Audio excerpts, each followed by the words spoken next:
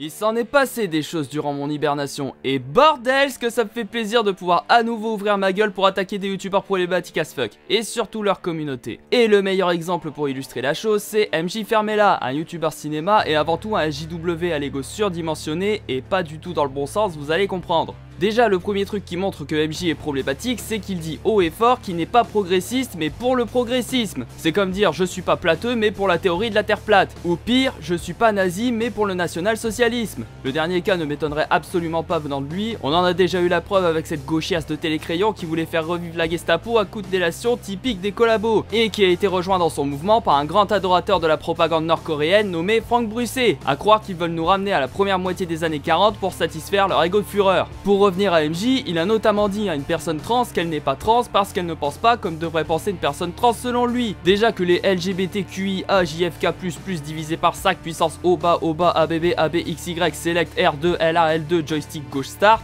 Enfin, vous avez compris là où je veux en venir. Cette communauté est déjà mal vue, mais lui veut absolument que tous les LGBT suivent sa vision de ce que doivent être et penser les gays, bi, trans, non-binaires, etc. Enfin, des fois, ça fait du bien de voir des personnes raisonnables venant de ces communautés défendues par les SJW de son gabarit, les remettre à leur place comme il se doit. Et ça, je ne peux que saluer. Je ne vais pas m'empêcher d'être virulent dans mes propos. De toute façon, je n'ai pas ma langue dans ma poche. Si vous me suivez depuis mes débuts, vous savez pourquoi. Et je n'ai pas l'intention de changer ma manière de m'exprimer. BORDEL! Lui qui compare des personnes qu'il n'apprécie pas à des criminels célèbres, je ne vais pas du tout me gêner en le comparant à Pirorca, car comme lui, il présente clairement des dérives sectaires. Pour vous dire, les fanatiques qui le suivent font tout pour protéger leur idole, quitte à faire dans l'incitation à la haine et le harcèlement de masse, voire carrément des appels au meurtre. C'est même à se demander si quand ils font leur campagne de harcèlement, ils crient MJ Wakbar pour se donner bonne conscience. Vraiment à ce stade, on a un croisement entre la secte de Charles Manson et Daesh. Vous croyez que j'exagère, mais attendez, quand je vous parle de dérives sectaires, il faut surtout pas oublier qu'MJ approuve ses campagnes de harcèlement. Comme un gourou serait fier de ses disciples quand il prépare un attentat contre un ennemi de leur clan.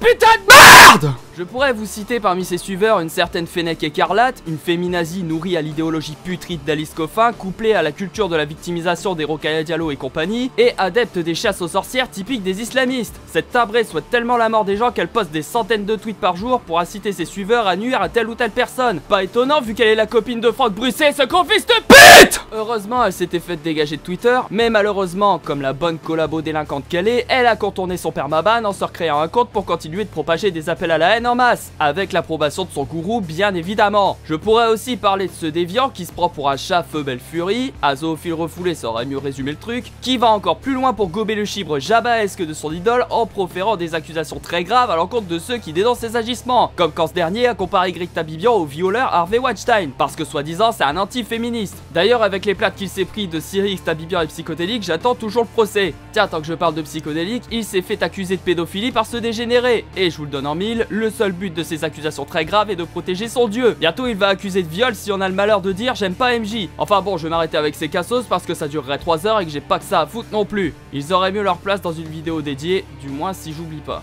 Vous l'aurez compris, MJ est un gourou de secte doublé d'un sociopathe voulant imposer sa vision des choses pour nuire à autrui et faire sa victime quand on lui met le nez dans sa merde. Le jour où il se prendra une énorme sauce comme il devrait déjà en avoir reçu depuis fort longtemps, croyez-moi que je serai là pour voir l'ampleur des dégâts.